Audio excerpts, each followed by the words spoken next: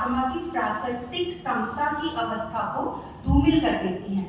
जैन धर्म के अनुसार क्रोध प्रेम, क्षमा और करुणा जैसे गुणों को नष्ट कर देता है, जो नैतिक और आध्यात्मिक विकास के लिए आवश्यक है। तो मॉडर्न साइकोलॉजी जो है फिजियोलॉजिकल साइकोलॉजिकल इम्पैक्ट तक रुक कर रह जाती है, पर जैनिज्म जो है वो साइकोलॉजिकल की तो बात करती ही है, बट उसके साथ साथ मॉरल और स्पिरिचुअल डायमेंशन की भी बात करती है।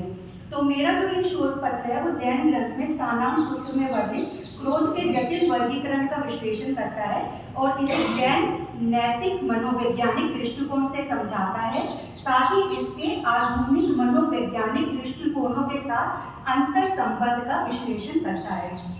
क्योंकि आप सबको पता है कि क्रोध एक तरीके का कषाय है, 4 कषाय हैं और कषाय कैसे बंध का कारण होता है और कषाय से मुक्ति के बिना वितरागता नहीं मिल सकती। तो दूसरा सेक्शन मैंने कषाय के बारे में लिखा है और उसमें बताया कि क्रोध कषाय का क्या असर हो सकता है। वहीं पे मैंने बौद्ध परंपरा में छांदोग्य उपनिषद में और महाभारत के शांति पर्व में किस तरीके के वर्ड्स हमें सिमिलर वर्ड्स हमें मिलते हैं वो मैंने यहाँ पर लिखा है। कर्म बंध के 5 कारण का जिक्र मैंने किया है, जैसे कषाय, नित्यात्व, अविरति, प्रमाद और योग। इन सभी में कषाय जो है प्रमुखता लिए हुए है। मिथ्यात्व, अवृत्ति और प्रमाद जो है उनका भी मुख्य में मूल में जो है कषाय है। और योग जो है, अगर हम इंटेंसिटी की बात करें तो कषाय की इंटेंसिटी योग से ज्यादा है।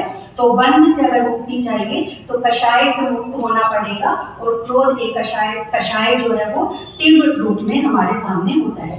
उसके बाद मैंने 2 तरीके के क्रोध यहाँ पे बताए हैं, द्रव्य क्रोध और भाव क्रोध। इसके बारे में मैं थोड़ा सा पढ़ना चाहूंगी। द्रव्य क्रोध को आधुनिक मनोवैज्ञानिक दृष्टि से क्रोध का आंगिक पक्ष कहा जा सकता है, जिसके कारण क्रोध में होने वाले शारीरिक परिवर्तन होते हैं। भाव क्रोध की मानसिक अवस्था है।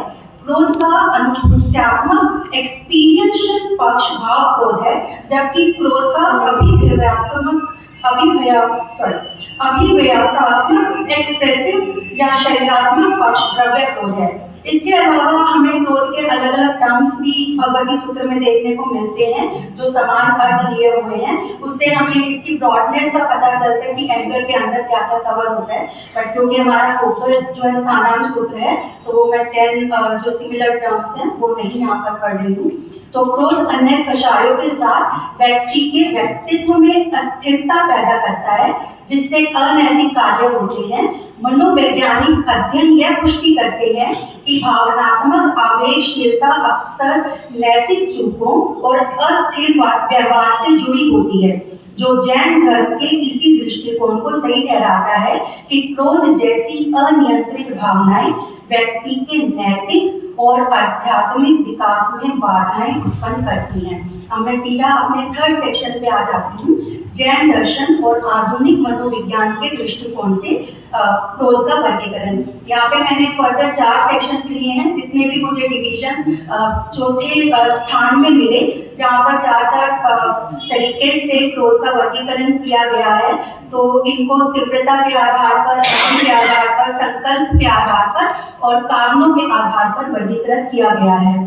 तो यह आधुनिक मनोवैज्ञानिक वर्गीकरणों के अनुरूप है। जो ये वर्गीकरण हमें स्थानांक सूत्र में देखने को मिलता है, यह हमें भावनात्मक ट्रिगर्स को समझने में हेल्प करता है और इस वर्गीकरण को समझने से क्रोध प्रबंधन के लिए गहरे मनोवैज्ञानिक और नैतिक ढांचे की प्राप्ति हमें यहाँ से होती है।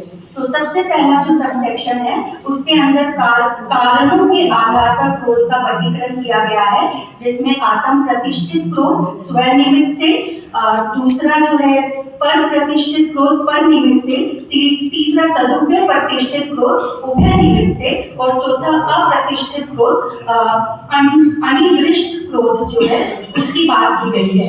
यहाँ पे थोड़ा सा उनका क्या मीनिंग है और मॉडर्न साइकोलॉजी से इसको कैसे कंपेयर किया है, तो इसके लिए हमें उसका मीनिंग समझना जरूरी है। तो कारण क्या हो सकता है कि कई बार क्रोध जो है वो स्वजनित होता है, हमें अपने आप पे ही क्रोध आता है, अपने कामों पे ही क्रोध आता है। जैसे मान लीजिए मेरे हाथ से कोई कांच का गिलास छूट गया, गिर गया और टूट गया, तो अपनी लापरवाही से मन शुद्ध हो गया, स्वयं को धिक्कारने लगा। तो यह अपराध बोध, शर्म या आत्म दोषों के भावों से उत्पन्न होता है। मनोवैज्ञानिक दृष्टि से इसे आत्म निर्देशित क्रोध के रूप में देखा जाता है, जो आंतरिक आक्रामकता या आत्म घृणा के रूप में प्रकट हो सकता है। हमें ऐसी मॉडर्न साइकोलॉजी में थ्योरी मिलती है CBT, कॉग्निटिव बिहेवियरल थेरेपी, जिसके अनुसार विपरीत सोच असंगत व्यवहारों की ओर ले जाती है। तो हमारी थिंकिंग कैसी है, तो वो काफी कुछ इम्पैक्ट करती है हमारे बिहेवियर को। सो इस प्रकार क्रोध एक असंगत प्रतिक्रिया के रूप में देखा जाता है, जो अक्सर अवसाद, डिप्रेशन और निम्न आत्मसम्मान, लो सेल्फ एस्टीम से जुड़ा होता है। नकारात्मक या विपरीत विचारों में बदलाव लाकर व्यक्ति अपनी भावनात्मक प्रतिक्रियाओं और व्यवहारों को बदल सकता है। जैन धर्म में आत्मा के वास्तविक स्वरूप उसकी क्षमताओं और अपनी असफलताओं के कारणों, जैसे पुरुषार्थ की वजह से हुआ या कुछ निमित्त है उनकी वजह से हुआ, प्रकृति की वजह से हुआ, समय की वजह से हुआ। तो जो सम्यक ज्ञान है, सम्यक दर्शन है, आत्मा को जानना, आत्मा को मैटर से अलग जानना, अगर व्यक्ति उसको समझ लेता है तो उसको आत्मज्ञान, आत्मबोध की प्राप्ति होती है और उसकी जो थिंकिंग है वो करेक्ट होती है और उससे थिंकिंग में चेंज आने से जो सेल्फ ब्लेमिंग एटीट्यूड है वो चेंज हो सकता है। दूसरा है पर प्रतिष्ठित क्रोध, पर निमित्त। यह क्रोध दूसरों की क्रियाओं के कारण उत्पन्न होता है, जैसे किसी कर्मचारी के हाथ से घड़ी गिरने पर मालिक को क्रोध आया। इस बाहरी रूप से निर्देशित क्रोध के रूप में देखा जा सकता है, जो किसी अन्य व्यक्ति या स्थिति द्वारा उत्पन्न कुंठा या अन्याय के कारण उत्पन्न होता है। अगर अब हम मॉडर्न साइकोलॉजी की बात करें, तो मॉडर्न साइकोलॉजी में हमें एक मॉडल मिलता है फ्रस्ट्रेशन एग्रेशन हाइपोथेसिस। तो इसे खतरों या उल्लंघनों की प्रतिक्रिया के रूप में समझते हैं। यहाँ पर भावनात्मक नियंत्रण, इमोशनल रेगुलेशन के सिद्धांत पर व्यक्ति को अपने क्रोध को प्रतिबंधित करने में मदद कर सकते हैं। जैन धर्म में इस प्रकार का क्रोध भले ही बाहरी कारकों के प्रति हो, अंततः वो व्यक्ति